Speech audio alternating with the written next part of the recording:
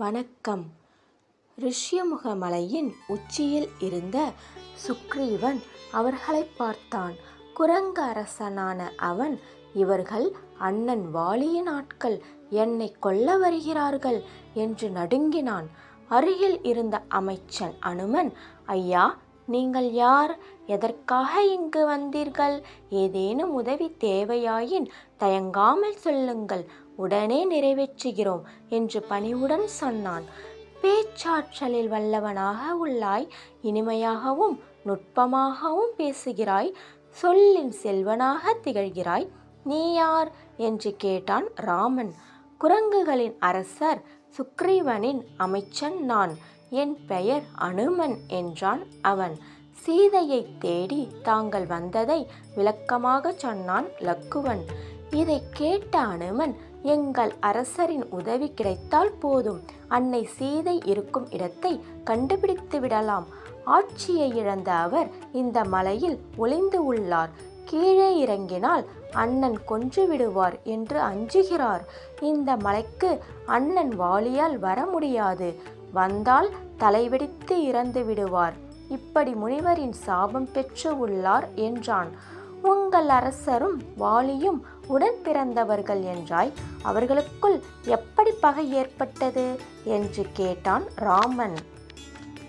அரசே, எங்கள் அரசரின் அண்ணன் வாலி. அவர் பேராற்றல் வாய்ந்தவர். தன்னுடன் போர் செய்பவரின் வலிமையில் பாதியை பெறும் வரம் பெற்றவர். ராவணனை கட்டி தூக்கிச் சென்றவர். கிஷ்கிந்தையை அவர் ஆண்டு வந்தார். தம்பி சுக்ரீவன் அவருக்கு உதவியாக இருந்தார். வலிமை வாய்ந்த மாயாவி என்ற அரக்கன் அங்கு வந்தான். வாலியை போருக்கழைத்தான். இருவரும் பெரிய குகைக்குள் போர் செய்ய முடிவு செய்தனர்.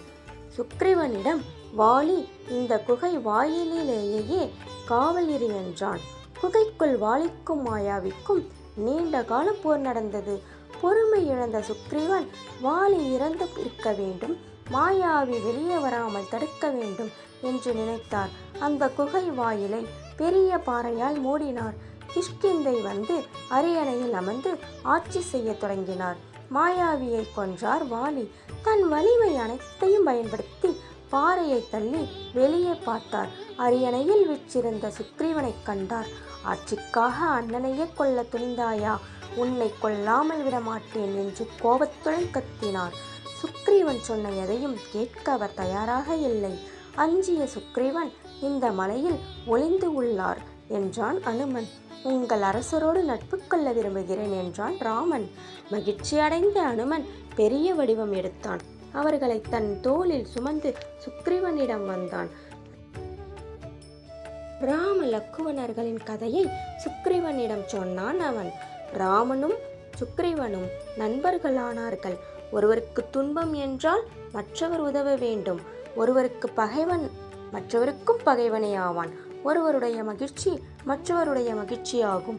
இவ்வாறு இருவரும் ஒப்பந்தம் செய்து கொண்டார்கள். நன்றி.